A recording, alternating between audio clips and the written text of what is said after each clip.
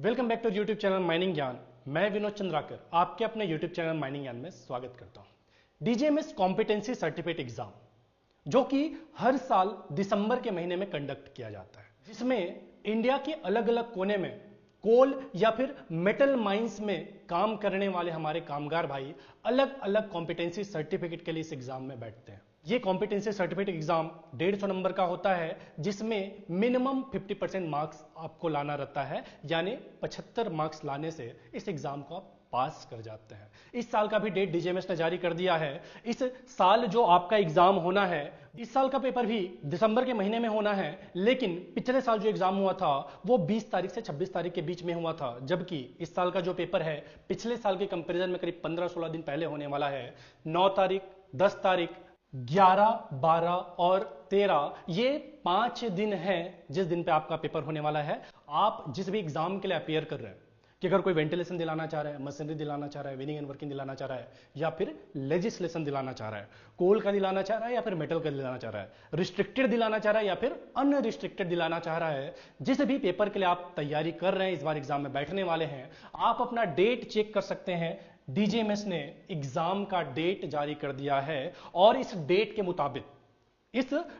मुताबिक आज जो यह मैं वीडियो बना रहा हूं 21/8/2024 को, आज से लेकर के एग्जाम तक में करीब करीब 3 महीने 18 दिन, तो किसी के लिए 19 दिन, तो किसी के लिए 20 या फिर 21 दिन का वक्त बाकी है। ये जो 3-3.5 महीने का समय है उसको पूरी तरह से आपको यूटिलाइज करने की जरूरत है। चाहे आप एक पेपर दिला रहे हैं, चाहे आप 2 पेपर दिला रहे हैं। आपने पता होगा कि लास्ट ईयर का जो एग्जाम हुआ था, पिछला जो भी एग्जाम हुआ करता था, उसके कंपैरिजन में काफी टफ देखा गया है। मैंने जो लास्ट वीडियो बनाया है उसमें तरह तरह के कमेंट भी आए। कई सारे लोग मेरे बात से अग्री कर रहे थे, तो कई सारे लोग विरोध भी कर रहे थे कि सर डरा क्यों रहे हो। कि भाई डरा नहीं रहा था।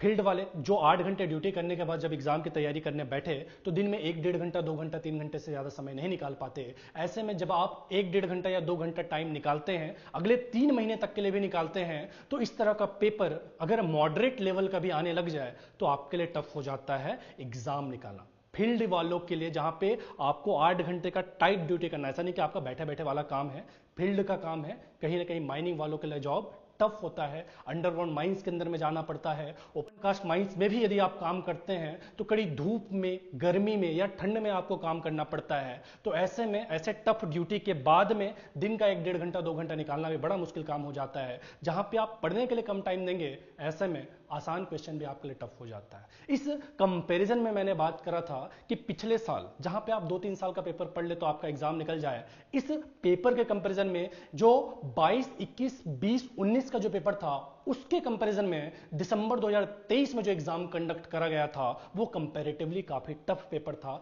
ये बात मैंने लास्ट वीडियो में करा था। जिन्होंने भी पेपर दिलाया है वो समझ पाएंगे इस बात को। और ये सिर्फ बात नहीं है, ये बात रिजल्ट में भी झलकता है कि जहां पहले 100 में से 70, 80, 90 बच्चे आसानी से पास कर जाते थे एग्जाम के अंदर में, लास्ट ईयर इसके अपोजिट रिजल्ट देखने मिला कि 100 लोगों ने अगर पेपर दिलाया था तो 10 या 20 लोग ही एग्जाम को पास करे थे। तो ये रिजल्ट भी अपने आप में दिखाता है कि किस तरह का पेपर लास्ट ईयर का हुआ था।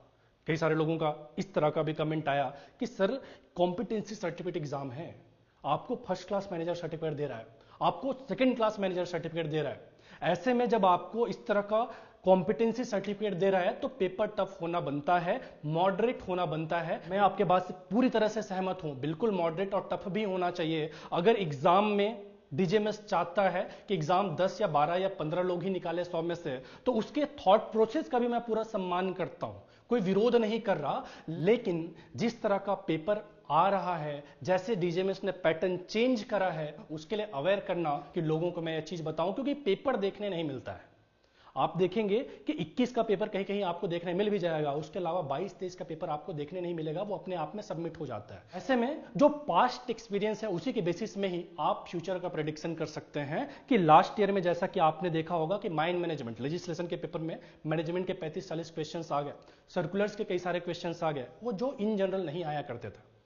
तो ये जो पास्ट एक्सपीरियंस है उसी से लर्न करके कि किस तरह का क्वेश्चन डीजीएमएस पूछ रहा है, किस लेवल तक जाकर के डीजीएमएस क्वेश्चन पूछ रहा है, आप फ्यूचर की तैयारी कर सकते हैं। तो आपको फ्यूचर के लिए अवेयर करने के लिए मैंने वीडियो बनाया था, डराने के लिए नहीं बनाया था। कोई ज्यादा समस्या नहीं है। अभी भी मैं बोलूं कि मैंने लास्ट वीडियो में भी बोला था एक्चुअली कि अभी भी यदि आप सिर्फ पीवाईक्यूज को भी पढ़ ले तो एटलीस्ट इस एग्जाम में पास तो कर सकते हैं। इतना आसानी से नहीं जितना आप 22, 23, 21, 19 में कर जाते थे, लेकिन काफी आसानी से अभी भी यह पेपर निकाला जा सकता है। कोई ज्यादा समस्या डीजीएमएस एग्जाम को निकालने में नहीं है। इसके लिए यदि आप हमारा हेल्प लेना चाहते हैं, हमारे कोर्स से जुड़ना चाहते हैं, तो माइनिंग ज्ञान 2.0 ऐप डाउनलोड करके आप जिस भी एग्जाम की तैयारी कर रहे हैं उस एग्जाम के कोर्स में एनरोल हो सकते हैं, जहां पे आपको live classes, recording, study material, mock test, साथ ही साथ प्रीवियस ईयर में जो भी एग्जाम हुए हैं, 22-23 का पेपर तो हमारे पास नहीं है, लेकिन उसके पहले के जो भी पेपर हुए हैं उनका लाइव वीडियो सॉल्यूशन क्लास के अंदर में दिया जाएगा। उसके सॉल्यूशन अलग से आपको उस कोर्स के अंदर मिल जाएगा, जिसकी तैयारी भी आप कर सकते हैं सिलेबस के साथ साथ। That's all for today. मिलते हैं अगले वीडियो में, तब तक के लिए टाटा बाय बाय, जय हिंद।